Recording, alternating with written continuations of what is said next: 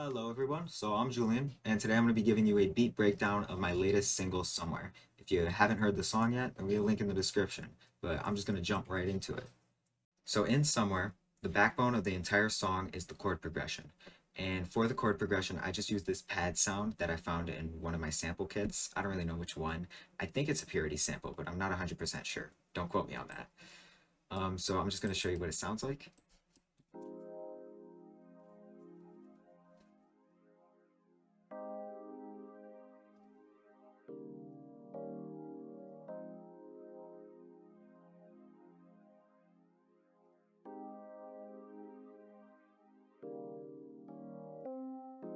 So yeah, it's nothing crazy, nothing complex, just some seventh chords written in F minor.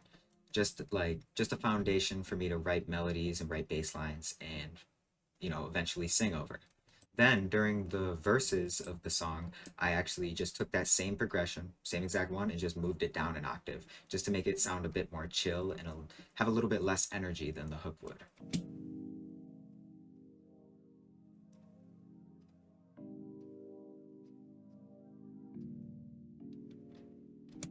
So yeah, same exact thing. Nothing really different at all. Just it's down an octave. And as for mixing on that sound, I just used a flanger and an EQ. That's it. No reverb, nothing. And with the EQ, I just tried to boost some of the higher frequencies, mainly for the hook. You can see I tried to boost up some of those like mid to higher frequencies, but it is kind of a low noise. Okay, so moving into the counter melodies, I have three different like synth counter melodies throughout the song. Throughout the entire song, I didn't actually have any guitar counter melodies or guitar chords. However, there is a guitar in there, but I'll talk about that later. So all the counter melodies, they're all synths, and I'm just gonna start by showing you this bell melody that I made.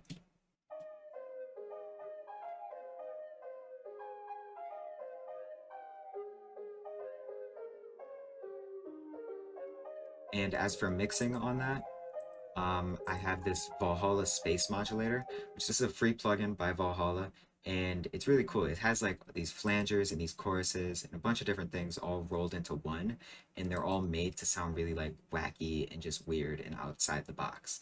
And I like it. It adds like a really nice like twang to some of your sounds if you use it correctly. You go overboard with it. If you use it right, it sounds good. Um, I have a reverb on there, just fruity reverb, and then an EQ just to kind of get rid of the lows and the highs, just boost the mids. And that melody only plays during the bridge of the song. That's it. Then I have this one. This is a synth lead that plays only during the rap verse. That's the only time you hear it.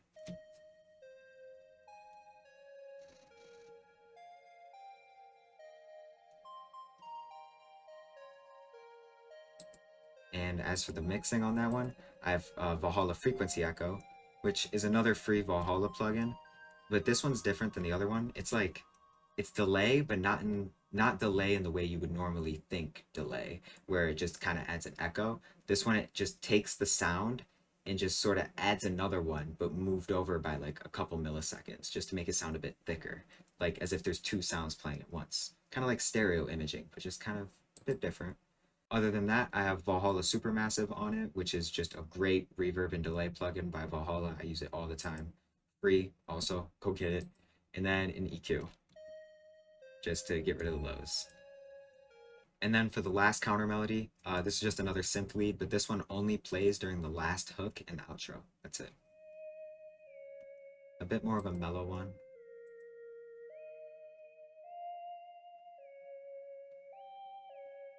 And I just have like a nice reverb on it, more subtle reverb, and a phaser just with the mix turned down to halfway so it's not too strong.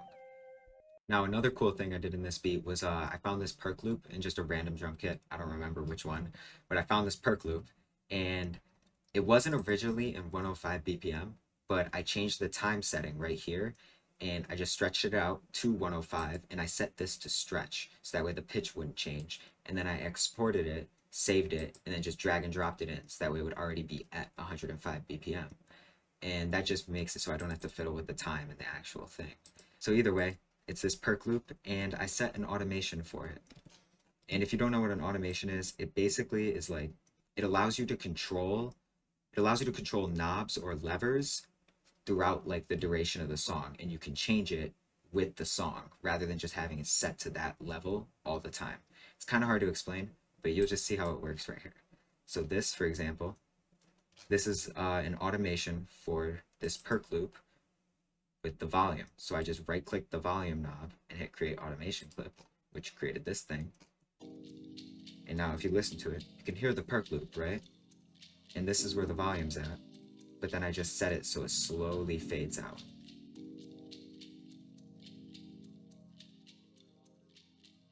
You can hear it, it just gradually goes away. And then you move into the song. And that's how an automation works. So I figured I would use it in that case just to make it so the perk loop isn't stopping abruptly. It's more so just fading into the actual song. And then as you lead into the drop, I have this little drum fill. And I just sort of sprinkled drum fills in throughout the entire track just to make it a bit more interesting. And then to complement the fill, I have this little transition sound. Just have the volume really low. This one I didn't export, and you can see what I mean now. The time knob and the stretch is changed from the default, but I guess with this one I didn't really think about it. And that's just a little riser, just to lead into the different sections. Okay, so now moving into the drums. I'm not going to show each drum pattern individually because that would take forever, but basically I have this kick pattern, I have a snare, and I'll show you each like drum. That's what the snare sounds like. The kick. I have that bongo. I have this sound which I really like. It's like this little like twang, like this West Coast sort of sound. It's cool. And instead of a hi-hat, I opted for a shaker. Just to switch it up, I guess. Because hi-hats get boring. You don't want hi-hats all the time. I got a tambourine. And then I have a ride. And that's pretty much all the drums. Oh, and then this little snare. And that's just an extra percussive snare. And all together, it just sounds like this. These are all the drums just played next to each other.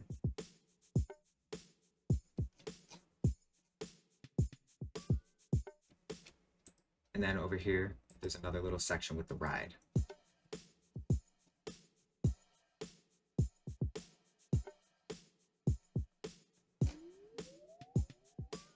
Okay, so now moving into the bass lines. Now for all of these bass lines, if you saw my 60-second beat breakdown, you already know this, but I actually don't have a bass guitar, and I love the sound of a bass guitar in my music. So I just take my electric and I just turn the bass knob all the way up, treble knob all the way down, record it in, and just pitch it down an octave, and it basically sounds like a bass guitar. Just, you know, you have to edit it and do some mixing to it too, but you can get the sound pretty easily with a normal electric. And for this song, I have 3 different bass lines. 2 are like consistent bass lines and then a solo. So I'll just play those right now.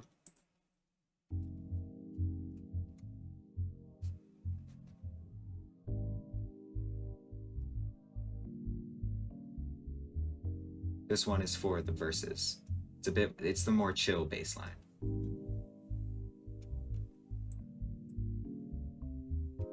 Then when you get into the bridge and the hook, there's a bit more of an upbeat bass line.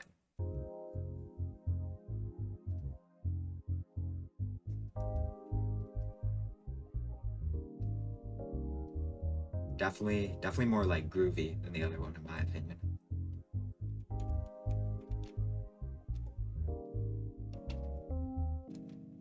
And then of course, I have the quote-unquote bass solo, which is just a guitar solo modified to sound like a bass.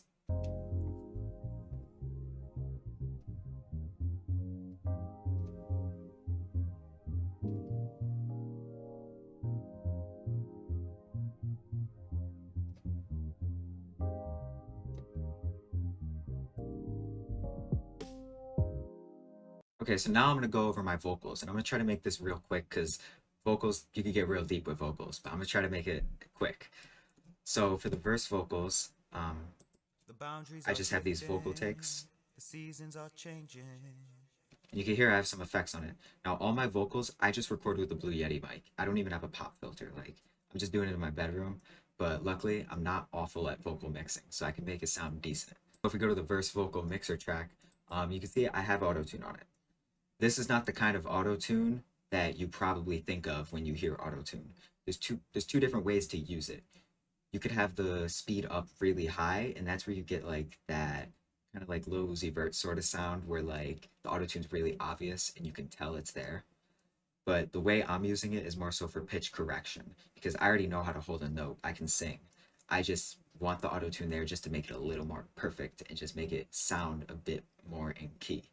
So I just put it to like the slowest setting possible just to correct the note and make it sound just a little better. It's referred to as pitch correction. Then I have Valhalla Supermassive delay, um, a reverb, and then I have a limiter, which I'm not using for limiting. I'm using it for compression, which if you don't know what that is, it basically just takes the loud parts of the vocal and the quiet parts and just kind of squashes them together to make it sound more even. And then I have a de-esser, and this is a free de-esser plugin, T de-esser Plus. And de-essing is very important because the S's and the T's tend to make really loud noises in your mix, and this just kind of squashes that, so it sounds a bit cleaner and like it won't just stand out and like sound really harsh. And then I just have an EQ, and for the EQ, I literally just use the vocal presence preset. So like if it's on default, you just hit the left arrow, it just takes you to vocal presence, and I like the way it sounds. Now for the hook. Now the hook, I have a load of effects on here. You could see it. I have a ton of effects. So I have pitch correction and I have frequency echo just to add a bit of thickness to it. I have a chorus just as I like choruses on my vocals. I didn't want it to be super intense. I just wanted it to have like a bit of width, like a bit of stereo imaging to it for the hook, just to make it sound a bit more like full. I have Valhalla Supermassive for delay, reverb, a limiter for compression, the de-esser, and the vocal presence EQ. And then I have an automated delay, which is just only for the end of the song. Like in the very last hook, I just wanted it to ring out. So you can hear how the delay is very strong. It's like a very obviously noticeable delay. So I didn't want it to be playing throughout the entire song. So I just turned it on at like the very last word just to make it ring out into the outro. Next, we have the bridge, and there's kind of a lot going on in the bridge vocally. So not really a lot, to be honest, but like more than the rest of the song. So I have one take, which is just me singing it.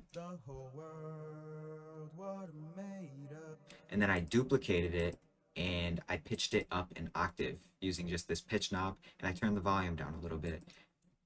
And this makes it sound like really squeaky and high pitched. And then I offset it a little bit. You can see they're not lined up perfectly, and I did that because if they were lined up perfectly, it would kind of just fade into the background. You wouldn't be able to hear it. And then for the higher pitched one, I put that on a separate mixer track too. So this is the mixer track for the main one, and this is for the higher pitched one. And for the main one, I just did kind of the normal thing, just pitch correction, delay. I put a sound godizer on there too. I don't know why, just cause. De-esser and an EQ. And then I have Magic Switch, which this is a free chorus plugin, and it doesn't let you change and customize the chorus how you want it, but it's a good sounding chorus, so like it's worth it. And I just turned it on, kept the mix at 100. This is what it sounds like with it, and this is without it. So it just makes it sound cooler, pretty much. And then for the up octave one, this one I actually did put the auto tune on really strong, just because this isn't supposed to be me singing. This is more so just kind of like a little background effect to the actual vocal. So you could it sounds really like jumpy and all over the place. You could tell that there's a lot of auto tune on it, but that's just because it's more of a background noise. I wanted to make it sound more like a synth than my voice. Then I just have delay, reverb, and Acon digital multiply, which kind of I think it's like a stereo separator. I don't really know to be 100% honest, but it makes it sound cool, so I put it on there. And then we have the rap verse, just a short little rap verse. In this one, it's pretty much the standard things I've been saying the whole time. Just instead of fruity reverb, I use dimension expander, just because it's a little different. And then I also threw on Acon digital multiply, just to like less extreme of settings as I did for the up octave bridge section. And last but certainly not least, we have the scream. I don't really know why. I just kind of felt like throwing a scream into the song for some reason, so I did. It's in between the rap and the second bridge, and you can hear it right here. Yeah, I don't know. It's just kind of like I don't know, because I like screams in rock music, so like I wanted to throw one in. And for effects on that, I just I just kind of I put like distortion on it, and that's the main thing that makes it sound like a vox, not like a vocal. And then I just EQ'd out some of those high distorted frequencies, so that way it's not like too harsh and not too like abrasive. Other than that, just kind of delay, reverb, chorus, all like the typical stuff. Yeah, that's pretty much the entire song. It's not too complicated of a song, but overall, you know, it went together very smoothly, and I think it makes for a nice like summer vibe kind of track. So I hope you enjoyed the beat breakdown. Stay tuned. I might make more of these in the future when I drop more singles. Who knows? Who's to say? But yeah, take it easy.